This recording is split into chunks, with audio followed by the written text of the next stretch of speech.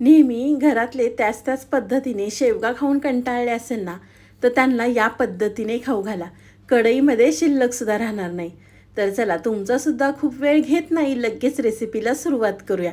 Hi hello नमस्ते. स्वाती सांडवर या YouTube चॅनलवर तुम्हा सगळ्यांचं अगदी मनापासून स्वागत करते. तर इथे पहा, मी 2 शेवग्याच्या शेंगा घेतलेल्या आहेत. तुम्हाला किती जणांसाठी ही रेसिपी बनवायची त्यानुसार तुम्ही शेवग्याच्या शेंगा कमी जास्त करू शकता. शेवग्याच्या शेंगा आपल्याला मोठ्या मोठ्या तुकड्यांमध्ये इथे कट करून घ्यायचे आहेत. अगदी व्हिडिओमध्ये दाखवते ना त्या पद्धतीने करून घ्या. तर इथे मी सगळ्या शेवग्याच्या शेंगा चिरून घेते. आज आपण अगदी वेगळ्या पद्धतीने शेवग्याच्या शेंगांची रेसिपी पाहणार आहोत. नेहमी त्याच पद्धतीने तुम्ही जर कंटाळला असाल ना, तर एकदा या पद्धतीने नक्कीच करून पहा. अगदी लहानांपासून मोठ्यांपर्यंत सगळेजण आवडीने खातील. तुम्ही या ठिकाणी पाहू शकता, मी सगळ्या शेवग्याच्या शेंगा चिरून घेतलेल्या आहेत. शेवग्याच्या शेंगा चिरत असताना एका साईडला कढई गरम करून घेतली होती. कढईमध्ये आपल्याला पाणी घालायचं आहे. पाण्याला उकळी आली की त्यामध्ये आपल्याला अर्धा चमचा मीठ घालायचं आहे. मीठ घातल्यानंतर चिरलेल्या शेवग्याच्या शेंगा आपल्याला त्यामध्ये घालायचं आहे आणि 2 मिनिटं आपल्याला पाण्यामध्ये ह्या शेवग्याच्या शेंगा छान उकळून घ्यायच्या आहेत. तोपर्यंत तुम्ही माझा व्हिडिओ इथपर्यंत पाहिलाच आहे. व्हिडिओ थोडा तरी आवडला असेल ना, तर व्हिडिओला एक लाईक नक्कीच करा. साईडचं बेल आयकॉनसुद्धा प्रेस करा, म्हणजे तुम्हाला माझे नवीन व्हिडिओचं नोटिफिकेशन सगळ्यात आधी येईल. तर शेवग्याच्या शेंगा उकडतात ते तोपर्यंत आपण इथे कांदा आणि टोमॅटो चिरून घेऊया. तर इथे मी 2 कांदे आणि 1 टोमॅटो घेतलेला आहे. टोमॅटो कांदा आपल्याला बारीक चिरून घ्यायचा आहे. तुम्ही म्हणताल, कांदा आम्हाला चिरता येत नाही का? हो, येतो ना. पण आज मी तुम्हाला अगदी परफेक्ट अशी रेसिपी दाखवलेली आहे. कोणी जर नवीन स्वयंपाक शिकत असाल त्यांच्यासाठी अगदी परफेक्ट रेसिपी आहे. 4 जणांसाठी अगदी आरामात ही रेसिपी पुरेल. तर कांदा आणि टोमॅटो इथे मी बारीक चिरून घेतलेला आहे. त्यानंतर इथे मी मिक्सरचं भांडं घेतलेलं आहे. मिक्सरच्या भांड्यामध्ये आपल्याला अर्धी वाटी सुक्या खोबऱ्याचे काप घालायचे आहेत. तुम्ही सुकं खोबरं किंवा ओलं खोबरंसुद्धा या ठिकाणी वापरू शकता. खोबरं घातल्यानंतर इथे मी 6 ते 7 मिरच्या घेतलेल्या आहेत. तिखट तुम्ही तुमच्या आवडीनुसार कमी अधिक करू शकता. मिरच्या घातल्या की त्यामध्ये आपल्याला 10 ते 12 लसूण पाकळ्या घालायच्या आहेत. 1 वाटी इथे मी कोथिंबीर घातलेली आहे.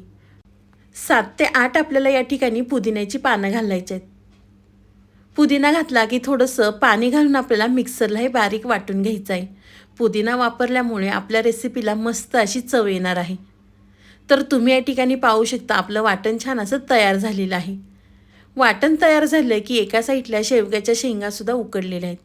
तर एका प्लेटमध्ये काढून घेते. तुम्ही या पद्धतीने शेवग्याची भाजी बनवली ना, तर कोणाला शेवगा आवडत नसेल ना, ते सुद्धा अगदी मागून मागून खातील. तर त्याच कढईमध्ये आपल्याला गरजेनुसार तेल घालायचं आहे. तेल तुम्ही तुमच्या आवडीनुसार कमी अधिक करू शकता. तेल घातलं, तेल गरम झालं की त्यामध्ये आपल्याला अर्धा चमचा मोहरी घालायची आहे. मोहरी तेलावर तडतडली की इथे मी अर्धा चमचा जिरे घातलेले आहेत. जिरे मोहरी तडतडल्यानंतर इथे आपण चिरून घेतलेला कांदा घालायचा आहे. तेलावरती कांदा आपल्याला छान परतवून घ्यायचा आहे.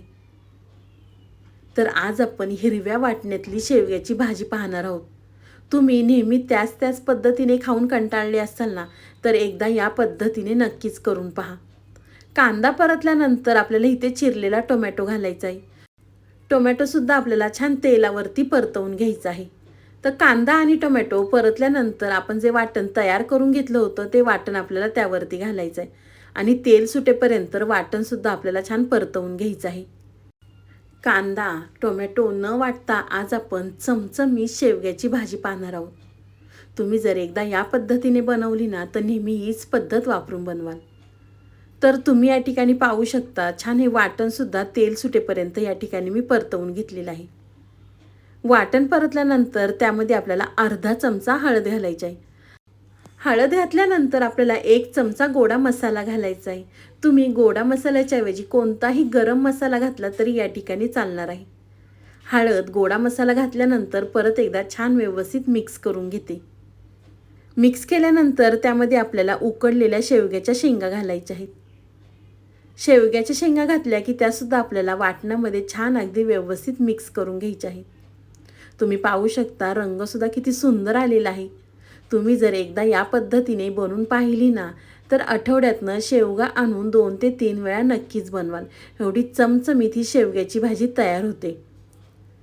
तर छान वाटणामध्ये शेवगा मिक्स केल्यानंतर त्यामध्ये आपल्याला गरजेनुसार पाणी घालायचं आहे. तुम्हाला ही भाजी किती दाटसर हवी किंवा किती सैलसर हवी त्यानुसार तुम्ही यामध्ये पाणी घालू शकता. या ठिकाणी मी पाणी थोडंसं कमी घातलेलं आहे. मला थोडीशी ही भाजी दाटसर हवी. पाणी घातलं की परत एकदा मिक्स केलं की त्यामध्ये आपल्याला चवीनुसार मीठ घालायचं आहे. मीठ घातलं की परत एकदा छान व्यवस्थित मिक्स करून घ्यायचं आहे आणि झाकण ठेवून आपल्याला हा शेवगा शिजवून घ्यायचा आहे. शेवगा शिजायला खूप जास्त वेळ लागणार नाही, कारण आपण हा शेवगा आधी शिजवून घेतलेला आहे. इथे मी मीठ घातलेलं आहे. परत एकदा मिक्स करून घेते. तोपर्यंत तुम्ही माझा व्हिडिओ इथपर्यंत पाहिलाच आहे आणि अजूनसुद्धा आपल्या चॅनलला तुम्ही सबस्क्राईब केलं नसेल ना, तर प्लीज एक सबस्क्राईब नक्कीच करा. नवीन यूट्यूबरसाठी तुमचं एक सबस्क्राईब नवीन यूट्यूबरला उमेद देऊन जातं. तर या ठिकाणी मी झाकण ठेवून शेवगा शिजवून घेतलेला आहे. तर आपण झाकण काढून पाहूया. ह्या भाजीचा वास आहे ना अगदी घरभर सुटला होता. चमचमीत चटपटीत आपली शेवग्याची भाजी तयार झालेली आहे. मस्त आपण हिरव्या वाटणातली ही शेवग्याची भाजी तयार केलेली आहे. भाजीला रंगसुद्धा किती सुंदर आलेला आहे. तुम्ही चपातीसोबत, भाकरीसोबत, भातासोबत खाऊ शकता. मस्त आपली शेवग्याची भाजी तयार झालेली आहे. तर एका प्लेटमध्ये काढून घेते. तुम्ही कधी ह्या हिरव्या वाटणातली शेवग्याची भाजी बनवली असेल ना, तर मला कमेंट करून नक्कीच सांगा. तर या ठिकाणी मी एका प्लेटमध्ये काढून घेते. तुम्हाला ही माझी आजची रेसिपी कशी वाटली ती मला नक्की कमेंट करून कळवा.